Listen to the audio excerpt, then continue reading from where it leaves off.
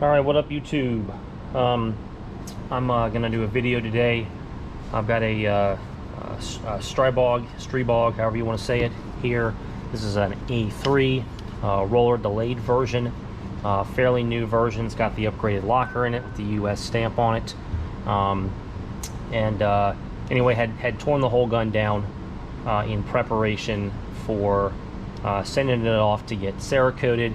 Had photos of it all laid out here on the table, and had got some requests from some guys on some feeds in Reddit asking if I could do a total teardown video.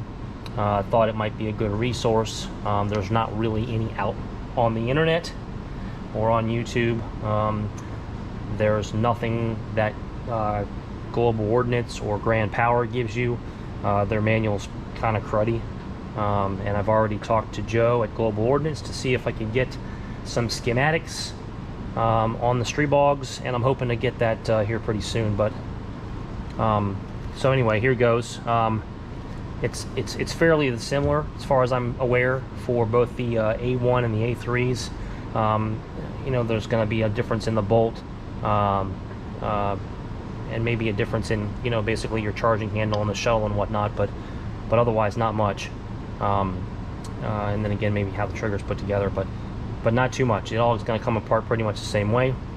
So anyway, here we go. Obviously, you guys are probably well versed. Make sure the gun's not loaded. We're going to pull the takedown pins first, and I went ahead and put this thing kind of back to factory. I had a brace on here and some other items, and I just went ahead and put the regular rear plate on it, just for continuity's sake here. I'm gonna go ahead and push the entire lower off.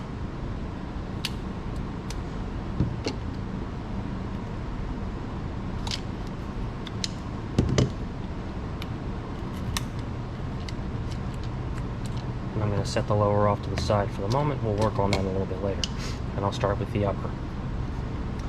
So first, obviously, the back plate. Just going to give it a little push down. It should pop right out. Pretty simple.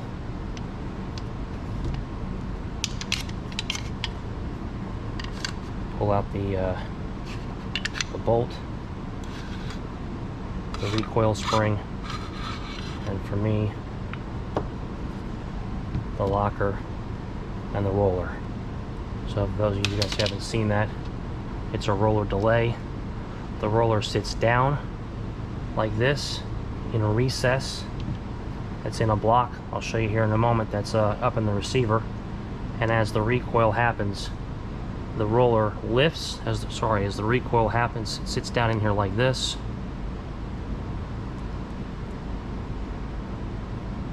This forward. As the recoil happens, the locker pushes back. The roller lifts up, and then it pushes back on the bolt, and the whole thing recoils. Pretty simple design, and you can see it. There's this block here, and there's the little recesses right there where my finger's pointing at on the block is where the roller sits. All right. So we'll go ahead and pull the charging handle. Pretty simple operation. Slide the little shuttle out, whatever you want to call it, block, shuttle. And again, a little piece of crud block. I'm going to be replacing that with the ALH Precision folding charging handle, kind of like this Delrin block that they have here. I thought about going with the all aluminum one that One Off Coating makes. I'm sending the gun to One Off Coating to get Cerakoted anyway.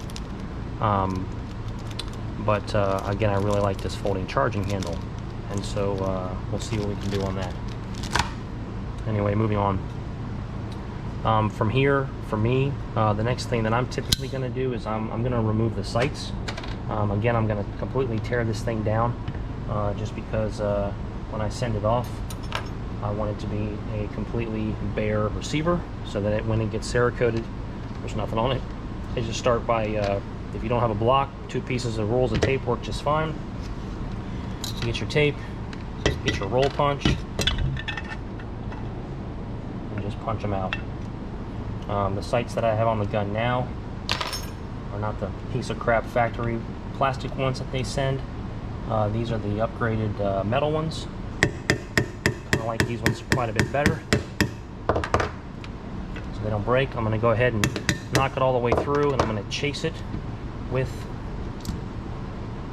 the punch, because otherwise you're going to lose it. It's got detents in it, so you're going to hold this down, you're going to pull your punch, you're going to pull your rear sight, and both the detent and the spring should fall out.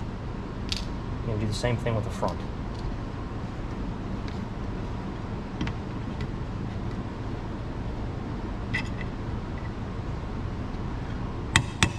Punch the roll pin out.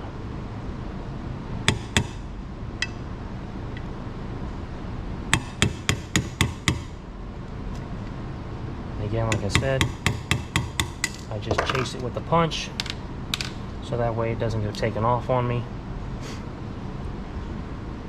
Hold the front sight, pull your punch, the sight, the detent, and the spring. Alright, no sights. Don't need these anymore. Alright, so in order to get the barrel out of the gun, you're going to need to pull this extractor. Definitely want to pay attention to the orientation of the extractor. It kind of slides right in and meets up with the bolt itself. Obviously, if you put it in backwards, it's not going to work. Now, apparently, they've got 2 different versions of these. These are Allen keys on mine, although I know on some of the older guns they come with a starred head on the screw. And some of the screws were different size. Mine are 2.5 millimeter. I'm actually going to replace mine. You can see these. When I put the gun back together, I bought what I thought was nicer screws. They're starred screws. You can get them from one-off coating. They look to be a little bit more robust in my opinion. Again, 2.5 millimeter. There's a couple different size options on there, and Rob will give you kind of a description of which ones you need depending upon your model. But some of these are kind of hard to get off, I guess, again, depending upon the model and when it was manufactured. Some of them had Loctite on them. They were really hard to get off. Mine aren't. I've had them off a couple times already, so pretty simple for me. I'm going to pull this.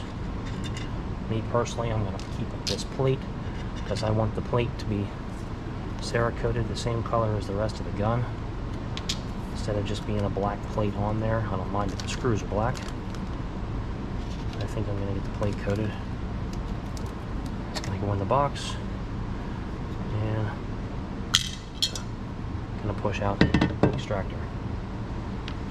Alright, so the next part is going to be the barrel. So if you're going to pull the barrel on the gun, you're going to definitely need to have some sort of a spanner. Again, I got the spanner wrench from In Lead We Trust. Rob makes his own spanner wrenches.